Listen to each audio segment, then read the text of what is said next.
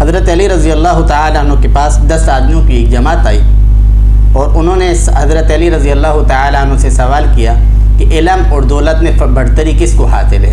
علم اور دولت میں افضل چیز کون سی ہے، بہتر چیز کون سی ہے، اعلیٰ چیز کون سی ہے؟ اور کہنے لگے ہم 10 آدمی ہیں، ہم میں سے ہر ایک کو آپ نے جواب الگ الگ دینا ہے۔ حضرت علی رضی اللہ تعالیٰ عنہ نے فرمایا کہ دولت فرعونوں کا ورثہ ہے اور علم انبیاء کا ورثہ ہے، انبیاء کا ورثہ ہے۔ دولت فرعونوں کا ورثہ ہے اور علم انبیاء کا ورثہ ہے۔ جس کے پاس دولت ہو اس کے بہت سے دشمن بن جاتے ہیں اور جس کے پاس علم ہو اس کے بہت سے دوست بن جاتے ہیں۔ دولت کی حفاظت تمہیں خود کرنی پڑتی ہے جبکہ علم تمہاری حفاظت کرتا ہے۔